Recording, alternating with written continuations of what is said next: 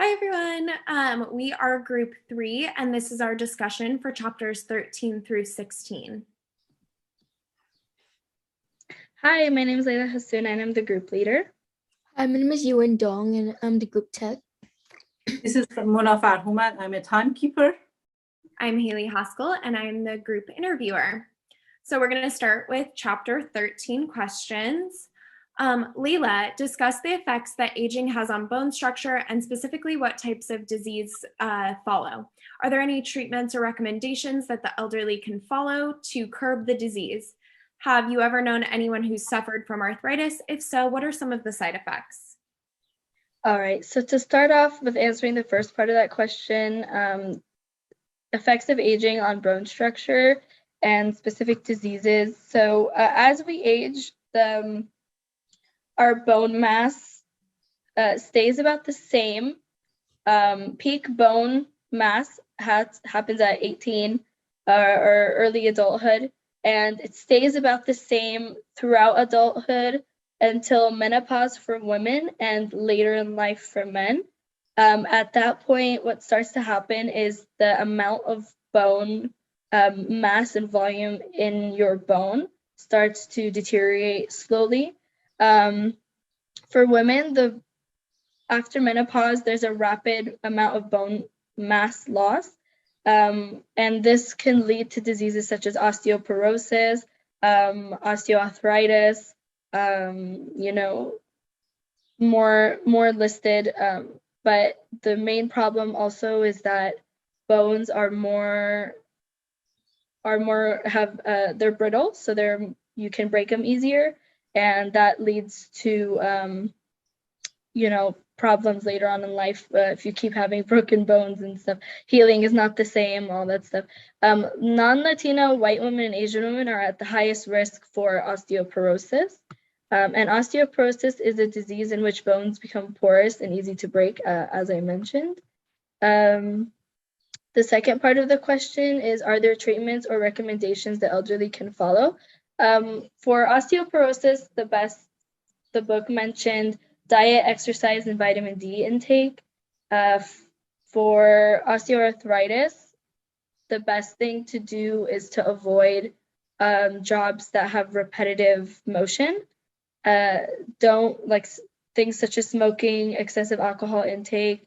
Those can be, if you curb those can kind of heavily reduce your chances for this diseases. And have I ever known anyone who suffers from arthritis? Yeah, I used to have a dog. My family had a guard dog, and my dog, unfortunately, as he aged, he got arthritis, and we had to give him special medicine and kind of curate his care as he got older. So that's why I know had arthritis. Perfect. Well, now we have about 2 minutes and 20 seconds to discuss this question. Okay, it's osteoropus. I'm sorry for pronunciation. It's very common in my country, and because of the lack of the vitamin D and the calcium, and especially after the menopause, is very common for the ladies. Unfortunately, my mother-in-law, she just died for this disease. For any reason, when she was walking around the house and his room, she collapsed, and then for 6 months she was in the bed and infection, and unfortunately passed away. So the doctor expertise told us the bone mass density for him is just the 45. So the bones is like a porous. It means like a sponge. And there is no have a residency, so he couldn't bear the weight of her, so she collapsed, and unfortunately, her bones, her lip just broke, and then he couldn't walk, and after 6 months he passed away. And this is very important for the ladies, especially after menopause, because the lack of the calcium. And with vitamin D in my country, the government pushed the factories to add the vitamin D in the dairy, especially for the milk. Yeah. Personally, I have lactose intolerance, so I can't really drink milk. So I'm lacking vitamin D and calcium that comes within milk. So every year when I go to the doctor, they would like prescribe me with like calcium supplements or like vitamin D to prevent me from having osteoporosis in the future. And like the thing is, I never take them. Like I keep on forgetting to take them. So like it's pretty bad. I'm trying my best. Yeah, you have to Well, check. at least take it after menopause, at least. Yeah. If you're not going to take it now, the book Time. mentioned that it showed the best results if you take it before menopause, though. So at least try every once in a while, I I guess. set a reminder every day. Yeah. Check with them. Yeah, that is actually all of the time that we have for that one. I'm going to move us on to the next question. Duyen, describe the type of reproductive changes that occur in both women and men in older age. What pros and cons of treatment used to control menopausal symptoms? How does society currently view older men versus older women?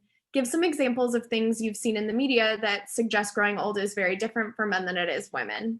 Okay, so men and women both go through major reproductive changes in their lifetime. A big experience that women face as they get older is losing the ability to have children.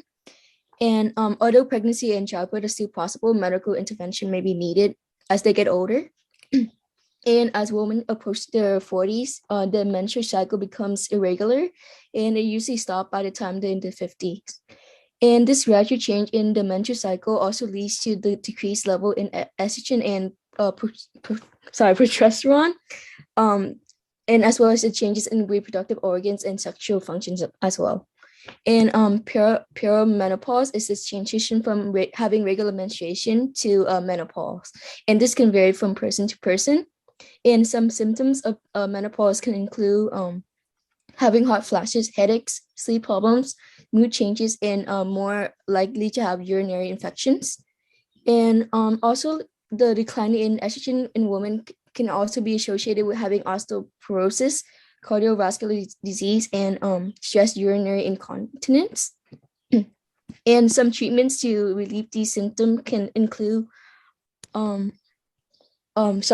treatments to relieve the symptom of menopause are often in the form of hormone therapy. And this method can reduce like the symptoms like hot flashes, mood swings, or even vaginal dryness. It also has the potential to increase the risk of getting blood clots, heart attack, stroke, or even get breast cancer. And on the other hand, while men do not completely lose the ability to father children with age, they, however, they experience a decline in testosterone level and sperm quantity. They also become more vulnerable to having prostate cancer as well as erectile dysfunction. And there's a double standard when it comes to aging in our society. Men are normally judged in our culture based on their competence, while women are judged according to their appearance and beauty. And this can be seen in the like throughout various media platforms, where there are like many anti-aging products advertised for older women to achieve a more youthful look. Yeah, I totally agree. I feel like all of the most common age-related advertisements I see towards men are all related to hair loss or erectile dysfunction. And that's like, other than that, I feel like aging in men is very celebrated. And it's kind of like the older you get, the wiser you get. But with women, there's anti-aging everything, like anti-aging skin, your hair. They want you to do like Kegel exercises so that your vagina muscles stay tight. Like it's just so much more is celebrated in men than it is women. I mean, my grandmother was so worried about aging that she never told anyone her real age. And she said that she was 32 at every single birthday. She died in 2017, and I have no idea how old she was. No clue. So have you guys heard the phrase like how like men age like wine while women age like milk? Yeah. Have you guys heard that? It's like crazy. it's like you won't crazy. ever see, I constantly see on TV like L'Oreal and all that stuff. They'll have older women who they'll bring a 60-year-old woman to like put on like cream, but first of all, 60 is not even old at that point. I mean, it's older, don't get me wrong, but like you're still could be thriving at that age. So they'll My bring mom like is 60. exactly, they'll bring these women who are like 60 and they'll like paint them and like they need to like they'll paint them in this image in which they need to be like constantly putting on these creams and stuff. But show me a L'Oreal or some sort of Maybelline commercial where you see a man coming on to smother his face in like snail cream or whatever. Like Right. you will never see that. You'll only ever see women. And it's true. If you pay attention for men, the biggest thing I ever see is exactly as you mentioned. Hair loss or erectile dysfunction. I will never see a man complain about his wrinkles, you know. I do notice that men who experience hair loss definitely feel like a lot of stigmatization and feel very insecure about that. So I get that that's a huge part, but I feel like they still don't have it as bad. For sure, yeah, because women, you know, the second you get your first like gray hair, you know, I got my first gray hair at like 18, like, And you're like, weird, and I'm like, and it wasn't even like that bad. I think it was honestly from stress, but so it's just so interesting how you know when I had it, all my cousins were like pointing it out and stuff, and I was like, dude, like, okay, who cares, like, and so it was just so strange how I don't know, it's just brought forth in this way where we have to almost run away from it while like men kind of embrace it, kind of they learn. That is all the time we have for that one as well. Okay, now we will be discussing chapter 14 questions, and we'll be starting with Mona. Mona, please discuss the different types of memory and how they change in old age. When should someone start being concerned about their memory loss, and what framework was developed to help the elderly with memory loss? How does it help? You know that the cognitive abilities to keep the information, we call it memory. Memory, we have the working memory, and that just when we saw the event, we just encoding, storage, and then retrieve the memory. We have, just for the age, the memory is going to be declined, and with attention and rehearsal, we're going to make it strong and then not lost the information. We have two types of the memory, implicit memory and explicit. Implicit, it means unconscious information that we learned before, okay? And then, for instance, like driving, like swimming, that when you learn this one, is going to be continue end of your life, and they're never going to change. But maybe in a specific time, you just decline for that one. Another memories is the explicit memory. Explicit, it means conscious information we just retrieve from our memories. For instance, you are in a test. When you are wants to solving the problem, you go to the memory, just looking for the information, the answer, and retrieve, and you just conscious, you do to do things. And we have two type of the explicit memories. This one is the episode memories or autobiographical memories.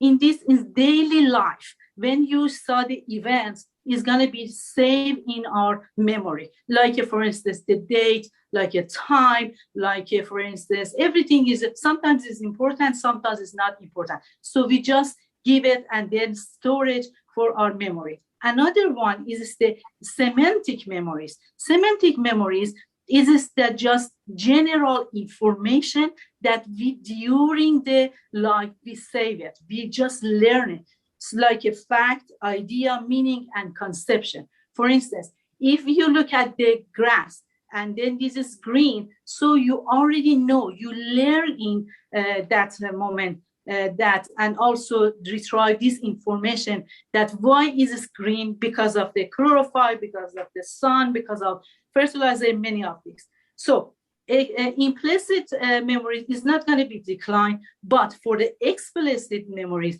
it's going to be declined over the age. And some older is going to be drop and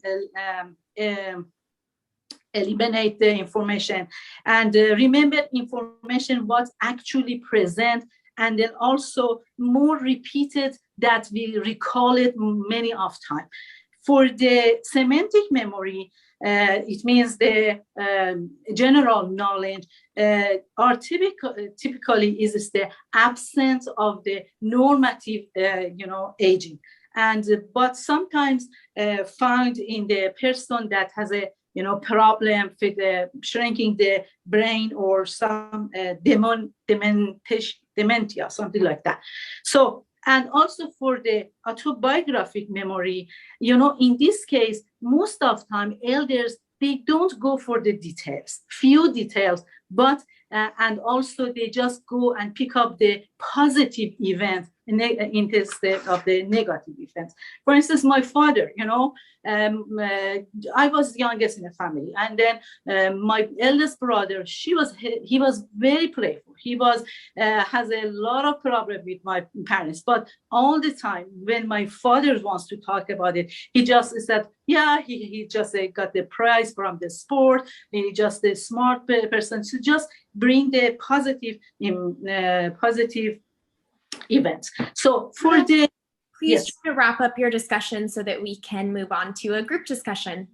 And then that for the remediation memory problems, we have an external memory aid, internal memory aid. External memories is the environment, like a notebook, calendars, something like that. And then internal is the mental process, is the imaginary somethings to do this.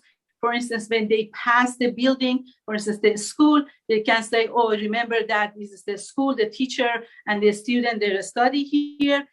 For the implicit internal, it means is the unconscious, represent nearly effort learning, and implicit external is iconic, represents time and day.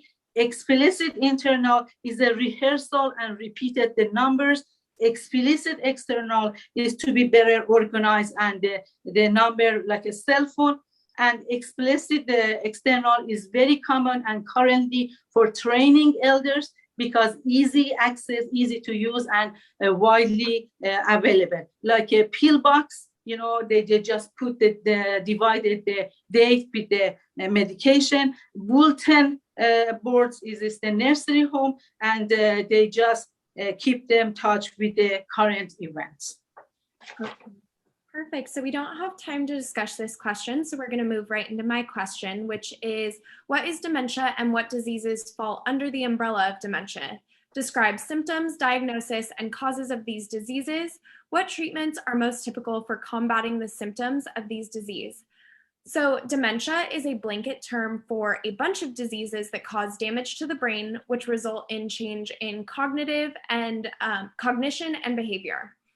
There are many diseases encompassed in this term, including vascular dementia, alcoholic dementia, chronic traumatic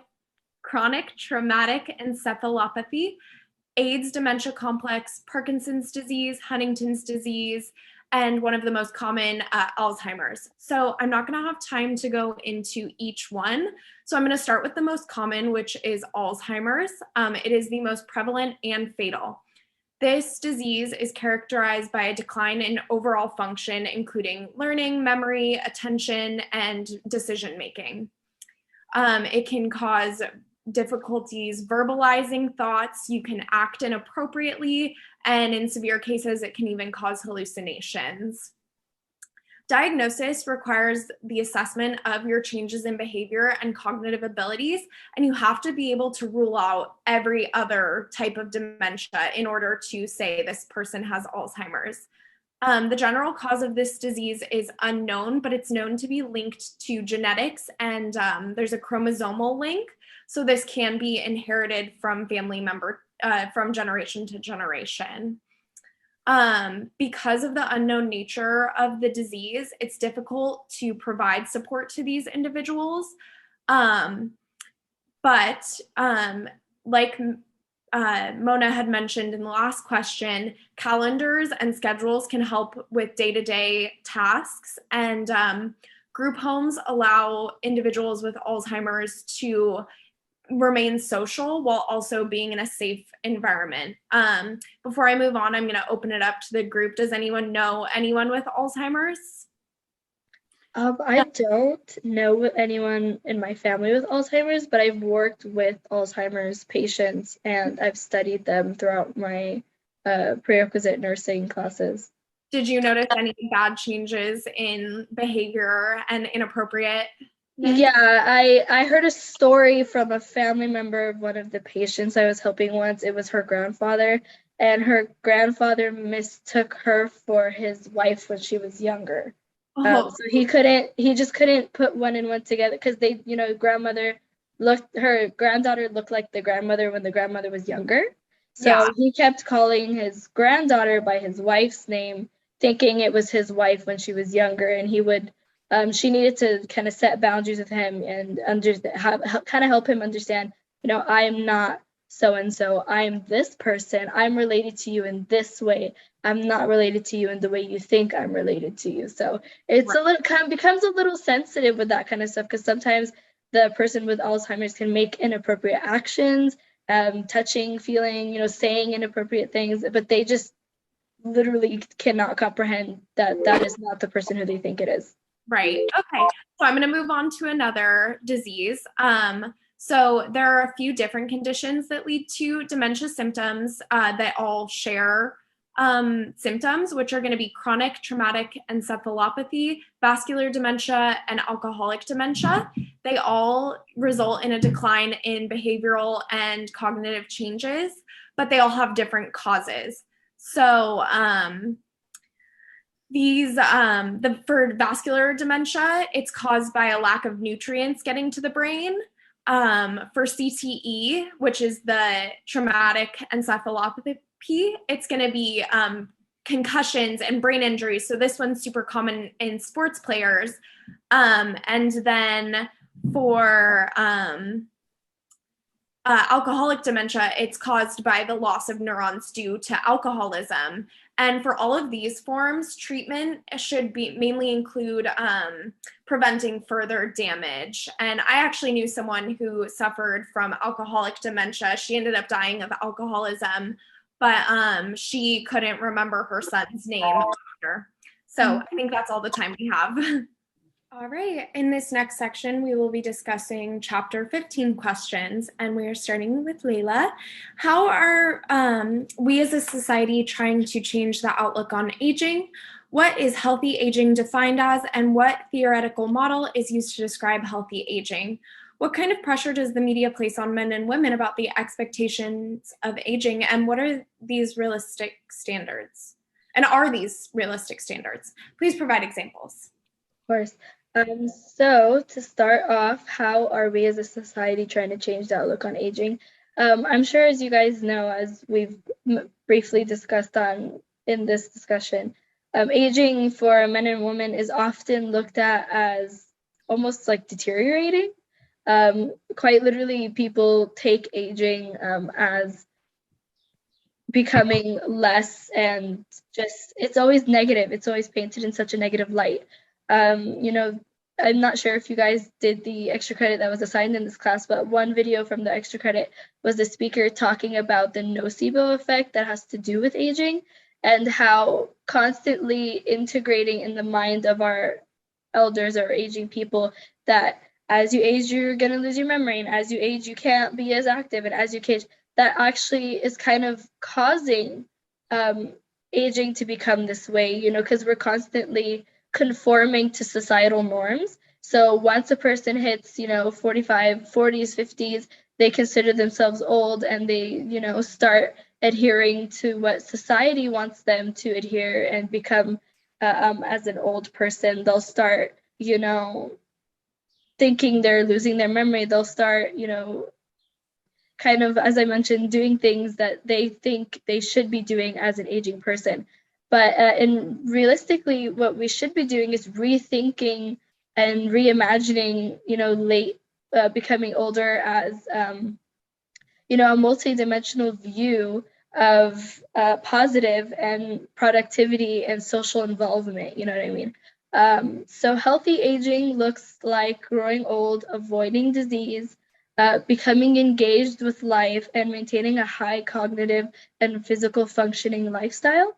So, a lot of people who age, they start taking on oh, I don't want to go out today. I'm too old to go walk around the beach, or I'm too old to go do this, or I'm too old to go and be social. And I want to stay in my house and, see but what you should be doing is encouraging yourself as you age. No, I should be going out to do whatever I want. And when you retire, you have all this time to do that, and it should be a positive time for social involvement and stuff. What kind of pressure does the media place on men and women about the expectations of aging, and are these realistic standards? As we mentioned, the expectations of aging are different for each gender, but overall they are, again, negative. Women start to become wrinkled and old, and as you again mentioned, curdled milk, that's crazy, and so we need to, they're not realistic at all. I know my grandmother, who's 85, she's still overseas in Palestine. She still climbs the hill to get water and comes back at 85 to going on 86. So in other places the elderly are celebrated. So we need to kind of try and push that positive mindset, that positive outlook on this. They're not realistic standards at all. Provide a specific example. Yeah, as I mentioned, my grandmother, who's overseas in Palestine in Middle Eastern culture, she's from Middle Eastern culture. She's still as active as ever. She has her own house. She lives alone. Her husband passed away. She cooks, cleans, washes, everything for herself. While my grandmother, who's here in America, kind of conformed to the I'm old, I don't want to do anything anymore trope. So she has a maid who comes and does everything for her, even though she could, if she wanted to, do these things, but she's just conformed. My father, my uncles are always telling her, oh, you're old, just have someone do it for you.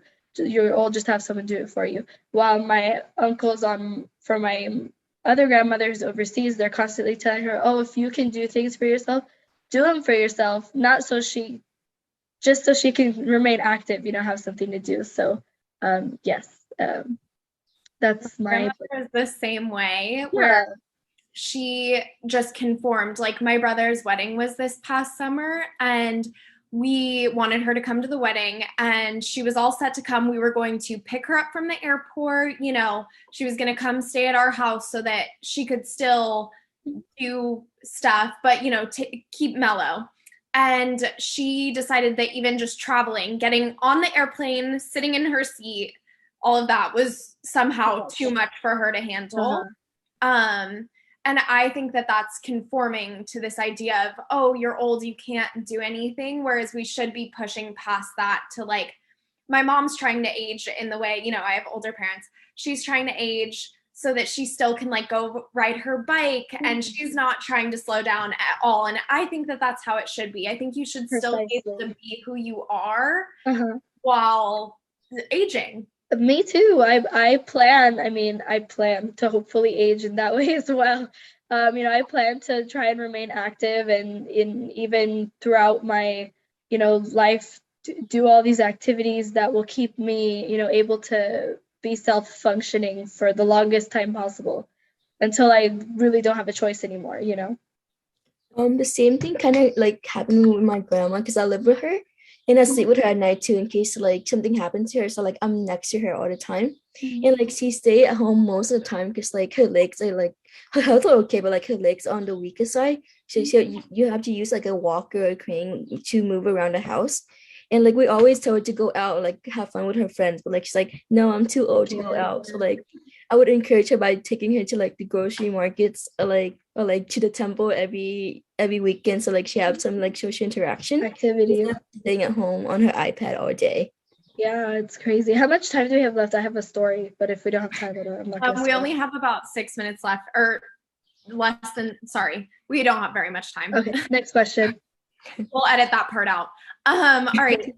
Duyan, discuss all of the different types of housing options the elderly have to choose from, and what pros and cons are for each housing arrangement. What are ADLs, IADLs, and PLIMs? What are the role do they play in the decision to place an elderly in the type of necessary housing that will support their ability to live a fulfilling end of life? Okay, so there are many housing options when it comes for elderly to choose from. These can include nursing homes or assisted living facilities. And these housing arrangements not only assist the elderly with ADLs, but also IADLs. And ADLs stand for activities of daily living, such as dressing, bathing, feeding, and transferring. And IDL stands for instrumental activities of daily living, which more complex tasks such as taking medication, shopping, using transportations, and managing finances. And one housing arrangement that seeks to eliminate loneliness, helplessness, and boredom for those living in long-term facility cares is the Eden Alternative. And another housing arrangement known as the Greenhouse Project creates small neighborhood integrated homes for older adults to establish a more personal and professional care. And other options include co-housing and cluster housing, also create a community for social interaction among elders as well. And personally, right now I'm working as a CNA in a nursing home. So like most of my patients are like dementia, so they're mostly in bed all day. But like we have this thing called group activity every day from 4 p.m. to 5 p.m. like right before dinner, where they can do like play board games and interact with other members. And I think that's pretty cool instead of just laying bed all day. And then sometimes we would help them move it around the facility and like take them on walks as well. So I think that's pretty cool. Do you get to like play the games with them? Yeah. Fun. But like they're mostly Korean, so I can't really communicate with them. So I feel kind of bad. No, that's all right. Yeah. I guess they get it through body language. Yeah. You know, my friend, her husband, he just get the corona, and so after that, he just put them in a nursery home. I just visit him in the last 2 weeks. And it was a pretty cool. The nurses help him a lot. And before, you know, I just thought this is the place, honestly. It's have a negative effect on me. But when I go there, they just very kind. They help him a lot. They took him to the gym. So yeah, it is good for that age. And just I related relax because of the, you know, in a future, maybe we don't know what's happened, but it is not the bad place. But it is very like kind of how can I say? It's not the stereotype, but the people fear of those houses, you know. And but you know, nowadays because of the technology and everybody, every man and woman, they are working, so they don't have time to take care of the elders. So I think this is the best place for elders.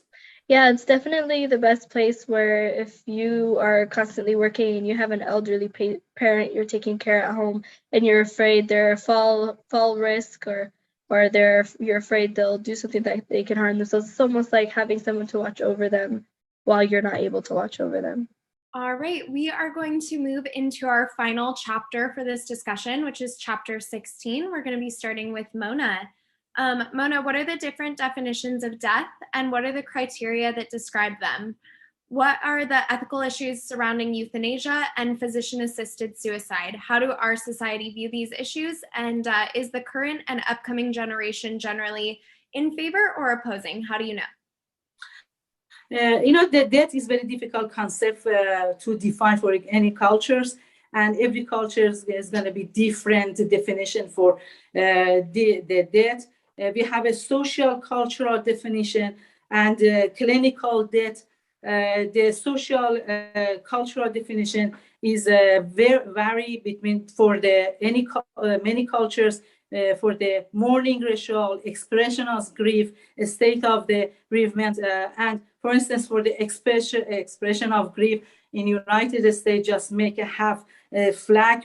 And also another thing is that, for instance, for the cross-cultural experience, it is international outpouring for the grief for the dead people. For instance, the famous they just died, or natural disaster, for instance, the Haiti 2,200 people that just died. So it's just international grief for the people, different funeral customs. We have a small, we have a private and elaborate.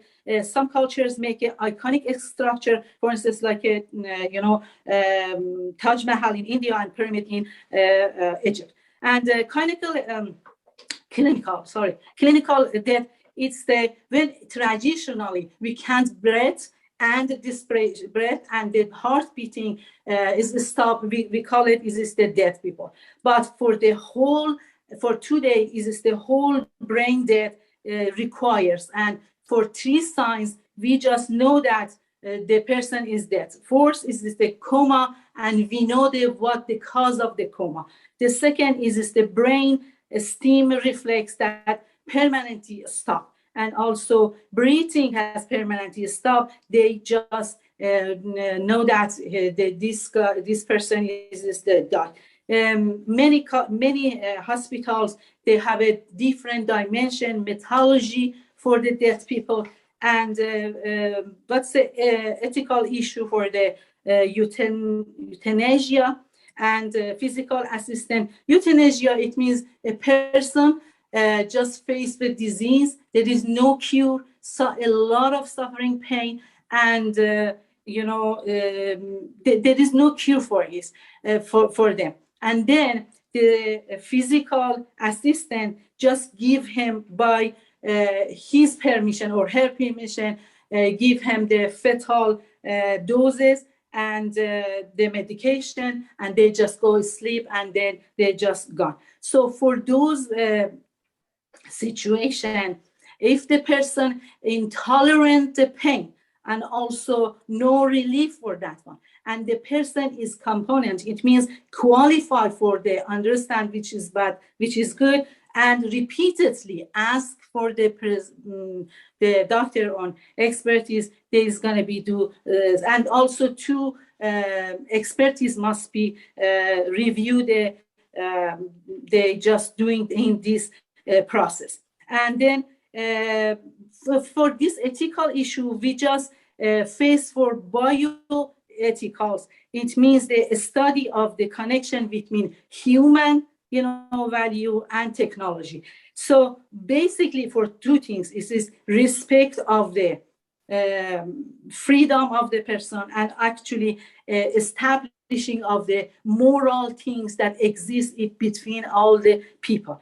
And just honor for individual choices and evaluation of the patient that the benefit or harm for that person, minimize or harmless and maximum benefit for those patients.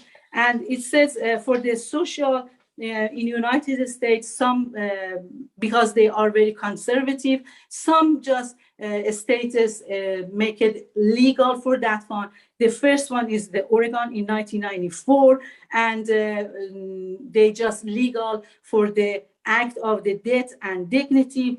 In 2016, California, Florida, Washington, they just make it equal. So the law often require a physician to inform person that internally ill and there is no cure for that.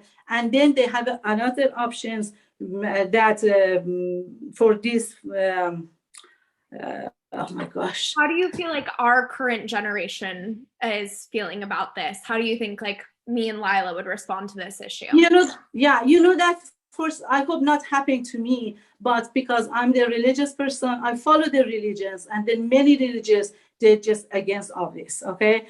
But, is this the ambiguous feeling that when the person there is no cure for that, and then they just receive and they're suffering a lot of pain. So what should I do? Just leave it here. So, I'm just... How do you feel about it? Or Duyan, how do you guys feel about it? As Mena mentioned, we're from the same religion. So from a religious standpoint, it's not supported in my religion have any type of suicide. However, honestly, I support it for other people. I think if another person is not tied down to a religion, another person who is in just extreme pain and extreme suffering, and they just have no cure, no nothing, they should very much just be able to do it. Perfect. Thank you. Deanne, how do you feel about it?